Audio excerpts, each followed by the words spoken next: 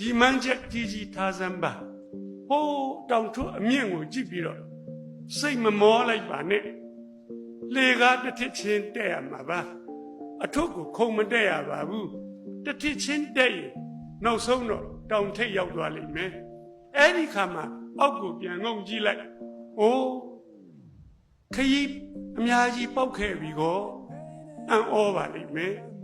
ဘာတစ်ခုမှမလုပ်ဖဲနဲ့အောက်မှာကြံခဲ့တဲ့ကောင်ကအဲ့ဒီကောင်စတော့ကငါနဲ့အတူတူပါပဲကွမမီမကန်းနဲ့ပခုံးကိုလှမ်းဖက်တယ်မဖက်နဲ့မင်းမမီတော့ဘူးမင်းလည်းဖက်ချင်မင်းဝါသနာပိစစရိုက်နဲ့ကိုက်ညီတယ်အထွတ်တစ်ခုတက်ခဲ့ပါ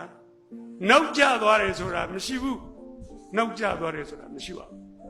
တတိယတဲ့ချိန်လုံမယ်ကြွလို့ဆုံးဖြတ်တဲ့ချိန်ကချိန်ကောင်းပါပဲတက်ပါသူကမင်းတဲ့10နှစ်စောရောက်ချိန်ရောက်မင်းကနောက်10နှစ်မှရောက်ပြီမယ်လဲပဲအတူတူပဲလှမ်းပြီးတော့အခုံဖက်လို့ရပါတယ်